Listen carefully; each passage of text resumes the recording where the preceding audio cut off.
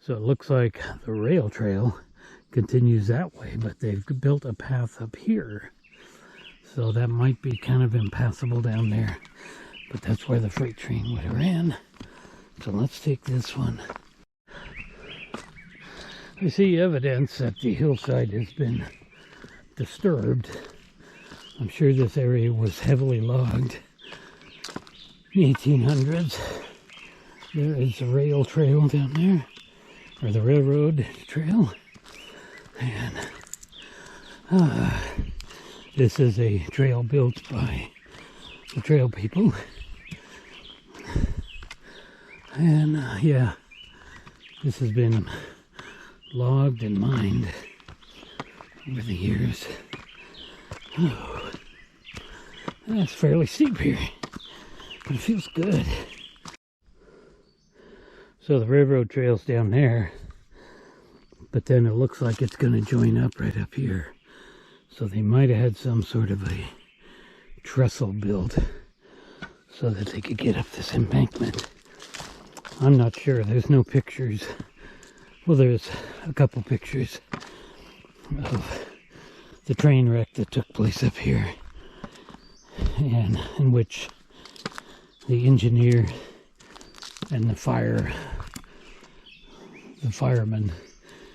the one that gets the fire going, had, and we'll show you that area.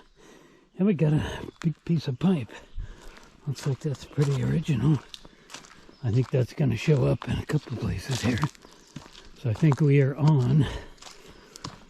back onto the where the train ran. More of that pipe in the ground. That must be original pipe. I don't know what it was for. Probably to get water to the engines. And now we come to where the train tracks just kind of came to an end, and they would have rejoined over there. You can see the pipe would have went across there. So there must have been a trestle here. I still haven't warmed up very much. I'm waiting for the sun, but it's warmer than it was because I've been keeping a good pace. Yesterday I suffered quite a bit recovering from the hike before. It was pretty tough. That hike up on the horse trails really took it out of me. But I feel good, and I'm glad I went. Looking back, you could just picture a trestle right there. And now I'm seeing that big galvanized pipe that is running that way. I don't know what that was all about. I didn't read anything about that. And now we're coming up to where they have built the little replica trestle. And you can see again how they just cut the train track path right through the mountain. And here it is. Here is the replica trestle that they went across there. It's pretty long. You might be able to see where the trail picks up quite a ways over there. And I don't believe I will walk out there because I do have some good sense. Well, that is cool. Oh, I can't believe this. They must have hired some pretty strong guys to haul those things up here because there's no road or anything. This is a pretty big canyon down here, and you can see the water line. Look at that. I didn't notice that. That galvanized pipe water line runs across there. Interesting. I wish I knew what the heck that was for. So there was a water ditch trail. They've got a bench down here, which I don't need to take advantage of at the moment. So this must have been the trail for the water line. So they provide a little picture of the engine wreck, and I don't know. I can hardly see it through the viewfinder, but you might be able to see the steam engine laying across the side of the hill right there, and the logs that made up the trestle. Another view of the train from down that way, And hopefully these will come out, but that's what the train looked like before. That all happened right here in 1917. All right, moving on. All right, that's the way we have to go now. Continuing on, and now we're looking back to the trestle through the trees. There would have been a long trestle going across that canyon and rejoining the road right here.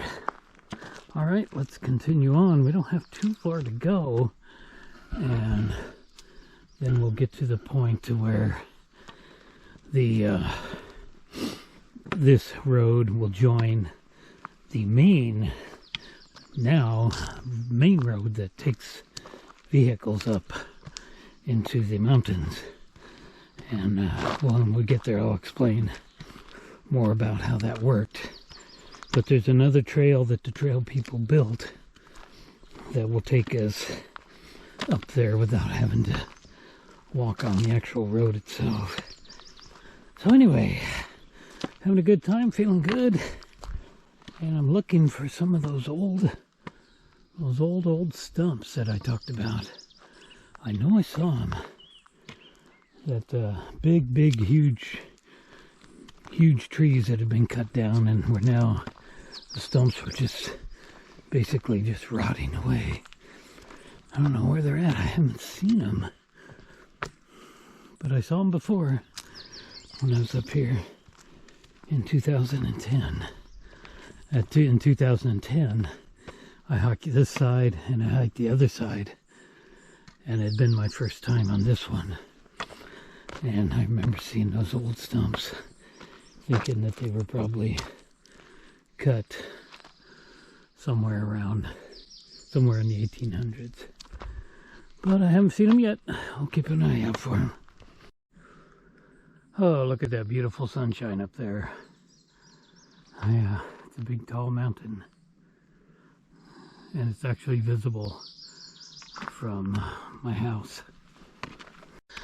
Oh, as I walk through this rather dark forest, I'm reminded of that scene in The Wizard of Oz, as Dorothy and the Scarecrow and the Tin Man are wondering if they're going to beat upon any lions and tigers and bears, oh my. Lions and tigers and bears, oh my. I hear a car down below, or it's probably a pickup hauling motorcycles. As we continue on the road, that's just an SUV. Continue on the road where the freight train ran, and there's a pretty old stump right there. I don't know if that's the one or ones I was thinking about, but you can just tell that thing is, if I could get down there to it, I bet I could just chip off pieces pretty easily.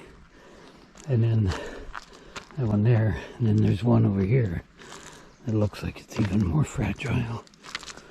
Yeah, that is pretty rotten. That's just hanging on there.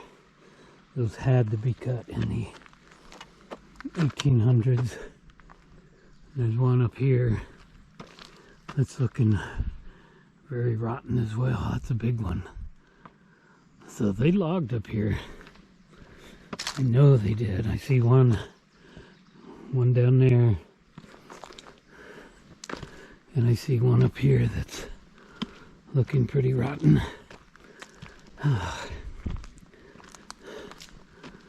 Yeah, I think it is. Yeah, this one here. Oh, you can just see that one. You can see how it's falling apart. I don't want to go poking it. That's got to be cut 120 years ago or more, probably. Maybe as much as 150 years ago that was cut. Well, this is where they were at. I see another one up there. They're everywhere. 150 years. It's a long time.